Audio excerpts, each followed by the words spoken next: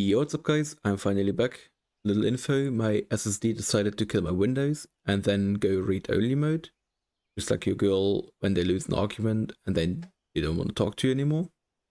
So I did the only reasonable thing and threw that thing into the trash can. Sadly, it took a while to get my shit back together and I'm down a lot of storage capacity now. But nonetheless, we need an update video for the towers because the meta is actually changing. First thing we're gonna do is say fuck Sky Towers. Well, that was fast. Yeah, and I'm gonna give some reasons for that.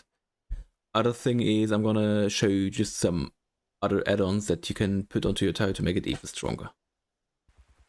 So in my opinion, Sky Towers are just getting more and more useless over the time, especially with the increasing HP of rack tiers and the upcoming Carcinos from Operation, which can just throw a stagger on top of your tower. And I'm gonna blend in a screenshot of the Arachnatheus. The screenshot is from a trading Discord I found. They have 150,000 HP actually, and I think on regular official we are already getting to 100,000 HP too. So those few turrets up in the air, they're not gonna do much to the Arachnathea. They're just gonna still fly in, drop the stego, and then the stego's on top of your tower if you don't have roofing on the bottom, right?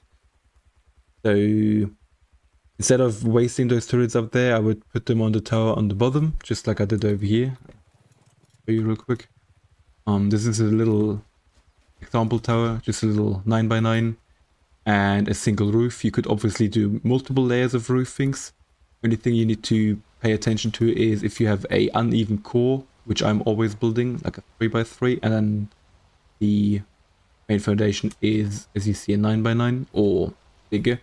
You won't be able to make a pointy roof. What you can do though is go a quarter of it all out on both sides, then you get the snap point for perfect roofing, and that will stop echoes from directly falling on top of your tower. Because the thing is, if they are on your tower, if you're building railings like me, they're gonna be stuck over here and soak your turrets if you have nothing to get them off, like a Wyvern or a Ragnathia yourself, right? Or it will take time to get them down there, right? If they're falling off the roofing, they're already on the ground, and you can bring in like bleeders, Thylers, or DPS gigas, Carches to kill them, or pick them over there and bring them away. But you don't want them on top of your tower, obviously, right? So I just think those Sky Towers, and especially if you're building maxed out towers with have a 100 turret cap, right?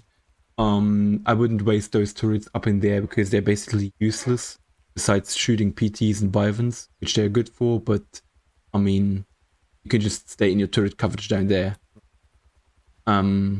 Or still build a tower, but not as big, but definitely build the roofing on the thing. But let's get back to the point. I would rather have more turrets on the ground, just like I did over here.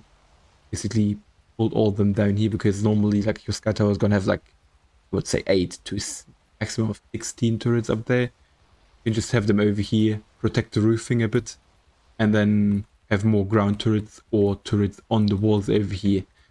Speaking about which, like I said, this is also a little update video or a little addition video, what you need to do on your towers to get them stronger. So a lot of people mentioned it in my old videos comments. Put turrets on the walls, which is definitely part of the meta. Yes, I did just not build it because it was just the basic design, right? What you want to do is edge wall, turret on top, replace it with double door frame, and you have cage outside turrets, or just like some more spread for the first contact, right? Then ground turrets, as I said, they're also very important against box paralysis and in general ground shit that comes towards you, people on foot or terrorbirds.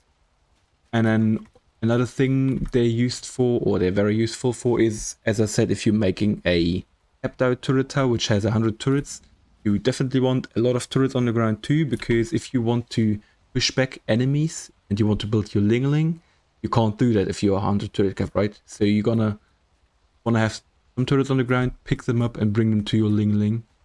So on that way your turret tower always has 100 turrets, even if you're not there. But you have the possibility to bring turrets to a Ling to push forward, because if they're all on the walls, it's going to be a pain in the ass to pick them up and bring them to the Ling, right? And the third thing I would best doing is, if you have those railings on the ground just to block enemies and like players from walking in, build like this, upside down on the bottom, and then a regular place railing on the top, which creates something like, as you see, a door without a door inside. You can go through with a human, but it blocks everything else besides that. Like, terrorbirds can't run through that, because regularly these ones and these ones, they already block every tame from walking past that if they don't destroy it, right? But terrorbirds, they're different. They're small enough to, I think raptors too, right? They're smaller enough to fit through those gaps. And by building a upside down and on top of that a second railing, you can only have it for people to enter and exit these spaces without jumping up, right? So that's why you want multiple layers, not only 2. Especially if you're building a bigger tower, make like 3 or 4, so if terrorbird runners come, they need to jump and then they get stuck on the second or the third one. But leave some gaps for your people so they don't need to like jump over this one, jump over the next one to get out of the tower, right? So that's already it for this video. I can quickly go up here, do this again. The regular top of the tower, you're building railings, water wall, pillar up or down, however you like it, and then take this as the snap point for the railing. Get a perfectly pointed thing on the middle of your thing. If you're building 8x8s or 10x10s, like even foundation numbers, right, then you can just go off the regular grid, because that's already giving you a middle point where it can be a tippy on top of the thing, right? Okay, besides that, I'm gonna upload a complete video on how to build a big ladder tower step by step pretty soon. Besides that, you can go and check out the old videos, which basically explain everything